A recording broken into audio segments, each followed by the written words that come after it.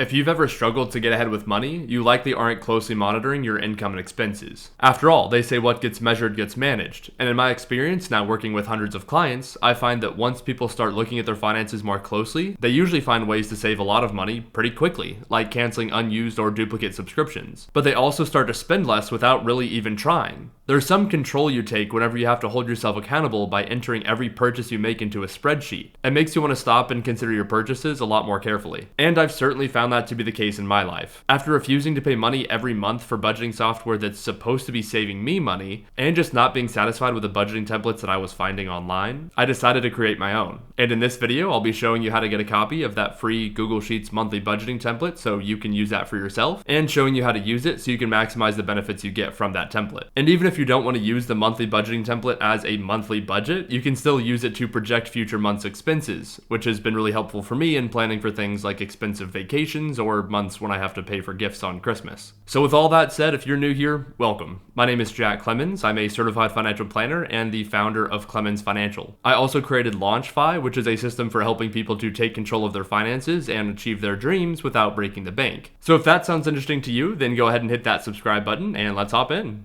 All right, so to get a copy of the budget spreadsheet that I created, you're just going to click on the link that I'm going to put down in a pinned comment in the comments, or you can click on the link in the description. And when you click on that, it's going to ask if it can use your Google account. You'll say yes, and then you'll see this screen here asking to make a copy of the document. So when you hit make a copy, what you're doing is creating your own personal copy of the kind of source spreadsheet that I created. So this copy that you made is completely yours. It belongs to you and nobody else. So I won't be able to see anything that you put in there. But if you wanted to share that with somebody, let's say if you want to share it with your spouse, or if you're budgeting as a group of roommates or something, you can hit this share button. If you see this restricted option, you can share that to anybody with a link, and that'll give you the option to let them view your budget, comment on the budget, or actually edit the budget with you. So for example, my wife and I both have access to any of our personal spreadsheets, and we both have editing power. Also, if you're not a Google Sheets person, then you can just go up here to File.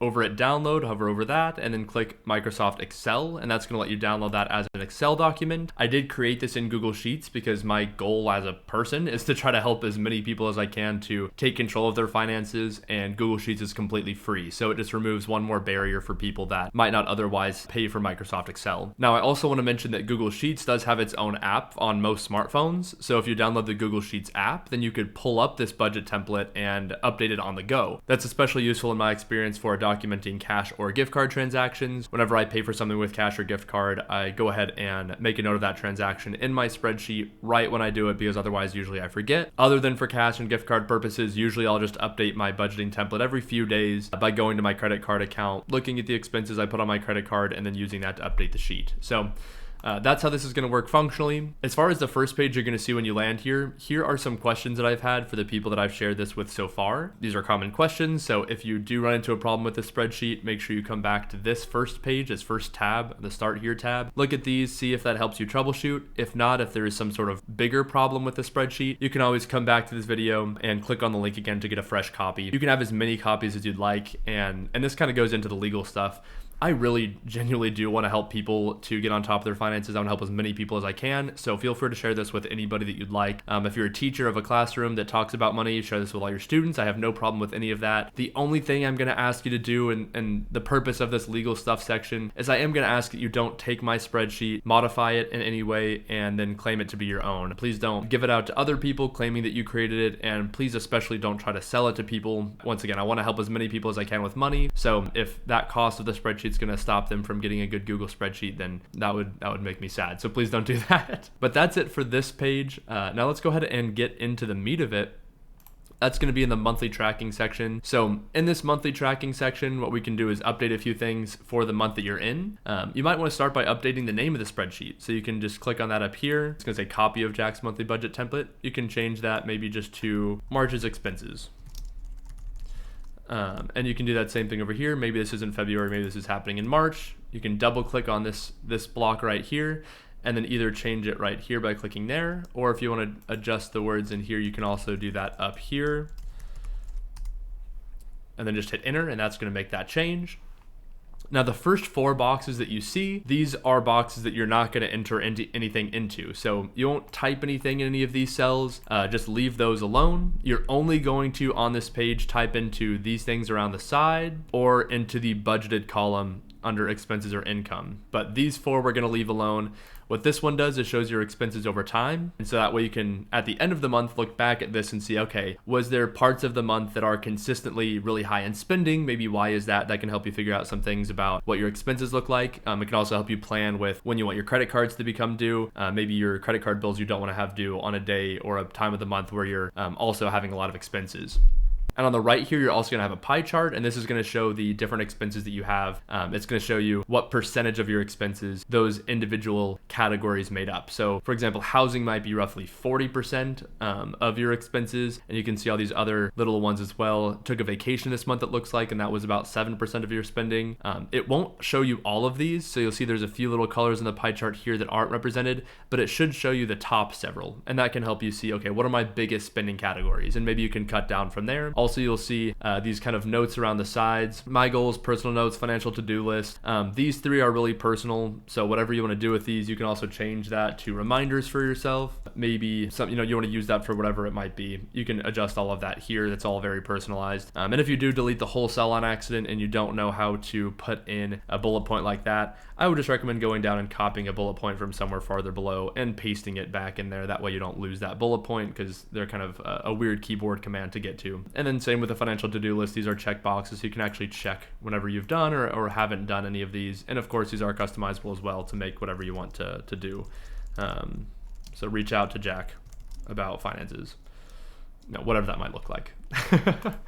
Over here we have an excess income plan and a deficit income plan. So my purpose for this is if you have money left over at the end of the month, this can give you a plan for what you're going to do with it. Maybe you want to put most of it towards paying off high interest debt or going towards your savings. But I also think that it's good to reward yourself a little bit. With any money that I spent less than my budget, maybe you want to put a little bit of that towards something that you would enjoy, like entertainment, like I put here. And there's also a deficit income plan. You can also look at this as an excess spending plan. If you spent too much money, or if you're on track to spend too much money, then you might want to have a plan for, okay, if I'm spending too much money, where can I cut back to make sure that I'm falling into my budget by the end of the month? An easy way to look at those is going to be in this expense and income box. These boxes show the budgeted amount that you have and then the actual amount that you spent. So the budget amount that you have is going to update automatically whenever you enter things in the budget here. So if you want to spend $100 on alcohol, you'll see whenever you add that here, it's going to update that automatically to the budgeted section. And then the actual spent, this is going to be adjusted by the transactions tab. So whenever we get into transactions, I'll talk about that more. But keep in mind, you're not typing in either of these boxes, and you're not typing in the actual difference or number of items columns either on expenses or on income. You're just going to change the budgeted column for this page. And the same thing applies to income. If you expect to make $500 in side hustles, for example, you can add that here, and you'll see it's going to adjust your expected income section. Now, one of the biggest benefits that I think that my budget template has over most of the others, in fact, any of the others that I've seen, is that you have a virtually unlimited number of categories you can use. You can see, you can scroll down quite a bit, and there are a lot of columns for adding different categories. I've already put over 100 different sample categories for you, so you can look at those, and that'll hopefully help inspire you to think about what is in your own budget and what you spend your money on. But these are also very customizable. So maybe whenever you first get this template downloaded, you can go through here and delete what you don't have. Maybe you don't have an HOA or a lawn care expense or security system, whatever. You can just go through and delete those entirely. But maybe you do have something that isn't represented here. So maybe you are a gardener and you spend a lot of money on plants. You can type in plants and make that its own category. And it's just as easy as that. I encourage putting little emojis next to the categories. I know that might sound silly, but having a pretty budget with emojis and things like that make it more interactable, I think that psychologically that helps us to kind of enjoy the process of budgeting, which most people don't find innately enjoyable. I do, but I'm a weirdo. So putting a little emoji there, putting some color in here, I try to make this the best process that it can be for, especially for people that don't like budgeting so much. And now I do want to make a really important note here. A common problem that I have is people will try to drag categories around. So maybe they delete pest control and natural gas, but they have a phone bill and internet, and they want to bring these categories up to this section here.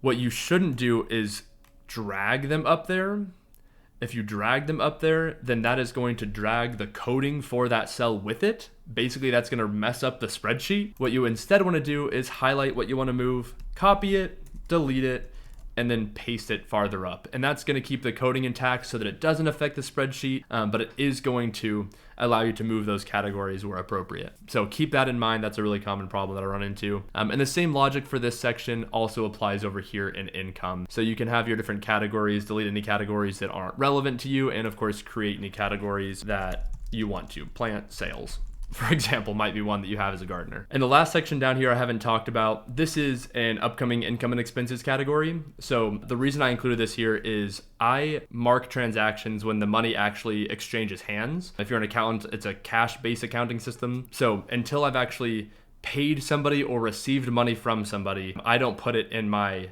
spreadsheet. I don't yet list it as a transaction. So in order to keep track of those, you can put them here. And that can also make sure that you're leaving some room between your actual spending and your budgeted for these upcoming expenses that you know about. And that's basically it for this page. Everything else, all the actual difference, number of items, and all of these are going to be adjusted by what you put in your transactions section. So this is the transactions tab. This is also very customizable. And in the transactions tab, you're going to be able to change everything from date, category, amount, notes, and it's just going to impact those sections. You don't want to put anything in the spending total, but what you put here in the transaction section does change a lot of what happens on the monthly tracking tab. So the way this is going to work is you're going to input the date of the transaction you had. Let's say that you bought a plant, for example. We had plants that we put in earlier. You spent $25 on plants, and then we made a category for plants. So you'll see I can either type in PLA and it's going to pop up with the different results there. And I can either click on plants and it comes up here. Or if I wanted to, I could also click this drop down and scroll down until I got to plants and then click on it from there. And whenever I add a transaction for plants, if we look at monthly tracking, this is going to update the actual spend here and here. And it's also going to show up in our line here. We have one expense for plants in the $25 amount that we put on our transactions. So that's really useful, especially the number of transactions column I like a lot, because something I noticed when I first started using this is that I was getting groceries pretty often. So it wouldn't be uncommon to have 8-10 trips to the grocery store in 1 month. And I realized that kind of nickel and diming at the grocery store was costing me. So I made a goal of only going to the grocery store 4 to 6 times a month, and making sure I'm more intentional with those grocery trips saves me a bunch of time and money on kind of random things you end up buying whenever you go into the grocery store itself. So this is going to all be adjusted based off of what you put into transactions, and it works the very same way with your income. Now I want to show here too, if you were to input an expense or an income, let's do income just to show that side of it, that you don't have. Maybe you had plant sales and you sold some plants and you made $100 on selling plants, once again in your income category, and you want to put that into a plant sales column. That works because there's a plant sales line right here. But if that didn't exist, if I didn't have a category for that, then you'll see that you're going to get this little red triangle right here. And that's going to tell you that basically the category you're trying to put that money into doesn't exist on the monthly tracking spreadsheet. So you need to make sure that this matches something that's actually on monthly tracking. Maybe plant sales is part of your side hustle instead, so you can categorize it there. And whenever you change that to side hustles, you'll see, boom, it's going to add that $100 that you got from your plant sales into your side hustles and show the number of items here too. So that's the way that this is going to work. And once again, if something crazy happens with this spreadsheet, just download another copy. That's the easiest way to do it. And I didn't mention this, but you may have noticed whenever you start typing in money, if I put 10 and hit enter, it's going to add the cents and add the dollar sign. And very similarly with the date, if I just put 3/15/25 and then I hit enter, it's going to change the year to 2025. So it does a little bit of that for you. Another big note that I want to point out is whenever we are organizing these transactions by date, sometimes you might look back and say, oh, I had an expense that took place on the 12th. So you put that in here and you'll see that that expense, let's just say it was for plants for $25. You'll see that expense is not in order chronologically. And what that's going to do is affect this line chart right here. It's going to end up whipping back to what that date was. So to fix that without having to copy and move things around or anything like that, just highlight this whole section, the whole section that has transactions listed in it, excluding the spending total column. Go to data, hover over sort sheet, and then sort sheet by column. And what that's going to do is put that back into the right column. You'll see here's that plant's expense. So everything's ordered chronologically again. And that'll fix that line graph mistake or that kind of weird line graph trick that you might have seen if they were out of order by date over here on the transaction side. And that's going to be it for this tutorial. If you liked this video, then please do like the video. And if this spreadsheet or anything about what I'm doing is helpful to you, the best way you can support me is just by subscribing. I'll continue to be putting out more education and resources about personal financial topics, so subscribe to see that. And if you had any questions that I didn't address in this video or any suggestions for how I can improve the budget template, then please feel free to leave those in the comments and I'd be happy to address those there. Thanks.